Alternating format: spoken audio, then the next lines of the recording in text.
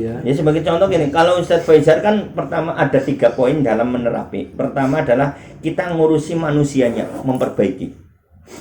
Yang kedua, yang sakit itu harus disadarkan, sifat-sifat hewaniah harus ditekan. Hewaniah loh, harus jadi insan, jangan menjadikan basar saja. Dulu kan saya sampaikan kan, yang penting sifat hewan itu ditekan, bukan dihancurkan, ditekan. Karena manusia kan ada malaikat, ada hewan, sifatnya loh. Nah, sifat hewan itu harus diturunkan, lebih kedepankan kepada malaikatnya. Terus yang ketiga, menyadarkan istilahnya dia sadar, tapi harus sadar diri. Maksudnya kayak gini loh, hewan kan sadar kalau lapar ngolet mangan, ya kan? Kalau dingin mencari yang hangat, itu kan sadar, tapi tidak sadar diri hewan. Karena apa? Halal haram diuntal. Maksudnya manusia itu sadar dan sadar diri. Ya, kadang-kadang kan kalau sifat hewan kan dia itu sadar secara naluri bener bahwa makan, lapar nyari makanan, tapi harus sadar diri makanan yang benar, gitu loh. Ya begitu juga ibadah pembentengan harus sadari, kayak gini. Kan kadang orang yang dia itu sadar tapi tidak sadar diri. Makanya manusia kan ada 4. Dia tahu bahwa dirinya yang paling tinggi dulu ke bawah. Dia tahu bahwa dirinya tahu. Maka orang tersebut kita harus ngaji kepadanya. Yang kedua, dia tahu bahwa dirinya tidak tahu, maka harus diingatkan.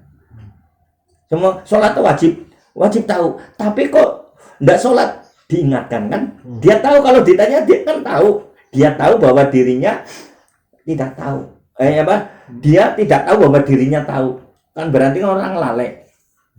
Yang ketiga, dia tidak tahu bahwa dirinya tahu. Dia tahu bahwa dirinya tidak tahu. Itu orang bodoh, maka harus diajari. Dia tahu bahwa dirinya tidak tahu, berarti kan aku orang ngerti bab ini, maka ya harus ngaji. Dan yang ketiga itu bahwa dia tidak tahu bahwa dirinya tidak tahu, maka tinggalkan. Paham enggak? Dia tidak tahu bahwa dirinya tidak tahu, kan mau bodoh. Jenenge dewek orang ngerti, ibaratnya kayak gitu loh. Orang ngerti bahwa dirinya tidak tahu, ya sudah dibiarkan, ngapain, tidak ada manfaatnya. Ya ini jenengan termasuk yang mana? Apa yang jenengan tahu bahwa dirinya tidak tahu, apa kamu tidak tahu bahwa dirinya tahu? Yang sadar tapi tidak menyadari. Lah itu sebenarnya harus diingatkan. Penginginannya kan ya karena saya kali-kali apa ya ibadah on maksiat jalan situ dia orang apa. Saya ngasih ngomongin wajahnya bari sobat kayak gue apa lo hidupnya dinikmati apa ya rejak kayak gue sih nggak sih ngomongin, tapi kok nang ini pikir iya uripnya yang sih kayak gini orang tahu seneng terus ya itu tadi pikir kemutan masa lalu lah mandan ngene sembing lah orang apa susu jadi akeh malah sing lah itu kan dalam kalau ilmu kitab siapa itu Ighosatul Lahwan, kemaksiatan satu akan merembet kemaksiatan yang lain. Itu ya. Tapi wis nglakoni maksiat akeh. Sebagai contoh, ndak usah maksiat dosa banget lah. Sering kajian. Orang mangkat sepisan. Ping pindho, ping telu, harus ping papat mesti males. Isin. Pertama maksiat bukan maksiat dosa, tapi orang mangkat ngaji. Wis sepisan tok iki lah. Ngasih ping telu, akhirnya harus ping telu gar mana? Lah isin lah orang kok wis ping telu orang mangkat. Lah itu sih bagaimana ngeremen. Begitu juga menunda sholat, sholat sepisan aku. Akhirnya lah justru yang paling ngeri adalah bahwa kemaksiatan itu sudah dianggap tidak maksiat. Itu yang paling ngeri. Maksiat, maaf dalam tanda kutip, bukan hanya melaksanakan dosa, mengerjakan dosa, tapi meninggalkan kewajiban. Sudah merasa lah sholat itu ora dosa iki lah. Lah kalau sudah kayak gitu yang paling parah. Mending makanya hukum meninggalkan sholat gimana? Tergantung orang yang meninggalkan sholat. Apa masih menganggap wajib? Apa karena lalai? Apa karena pola pikir yang bermasalah? Itu yang perlu diluruskan. Jadi masalah ruqyah itu gampang, tetapi bagaimana bukan membimbing ya, mengarahkan yang sakit itu harus penjagaan diri loh. Pasca itu yang terpenting. Dokter juga kan kayak gitu. Pak, tolong hindari makanan ABCD. Pak, tolong tiap pagi harus berjemur dan bergerak, berjalan minimal ini. Itu kan cuma anjuran. Wah, kayak begini ngomong, "Lha ora apa setitik." Wis diomongin dokter, gembarang gawe. Lah, mumpunglah setitik gratis iki. Tapi akhirnya kan karena sudah pernah kolesterol, mangan setitik kan brek kan. Ya begitu juga macet, setitik iki. Lah akhirnya malah tambah parah.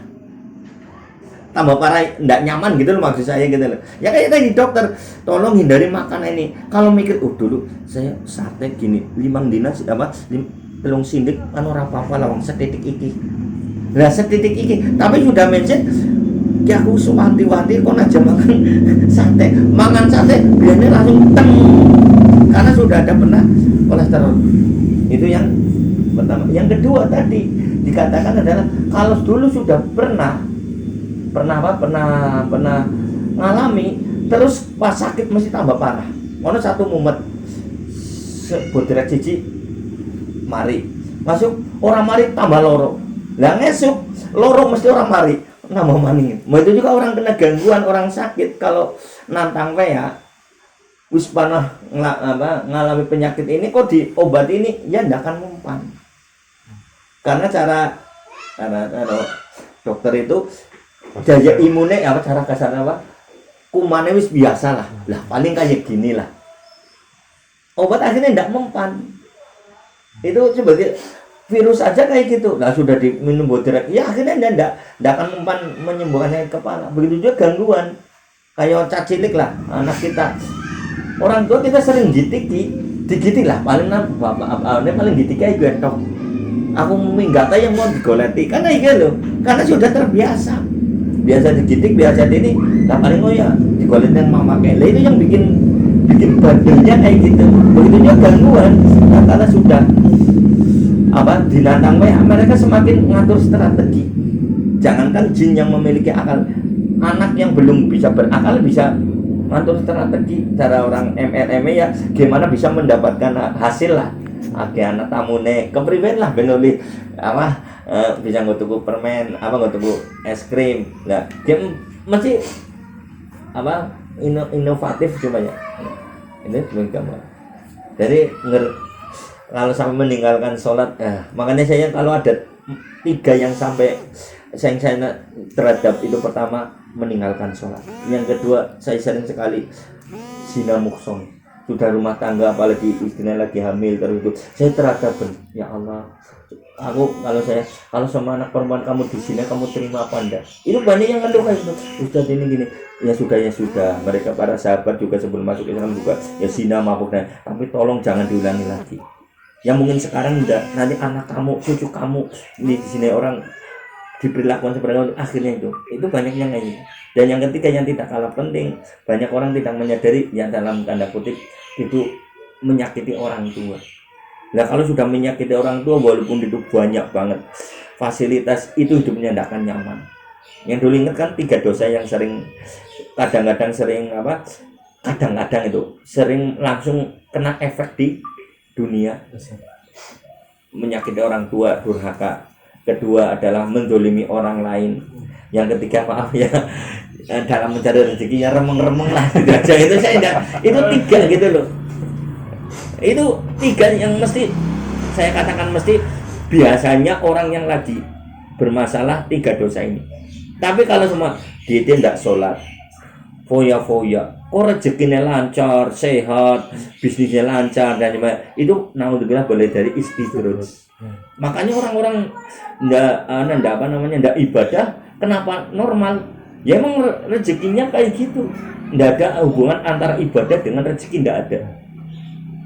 Majunya di sini adalah kalau ibadah itu rezeki lancar, sing ibadah mesti sugih kabeh. Begitu juga orang yang bermaksiat,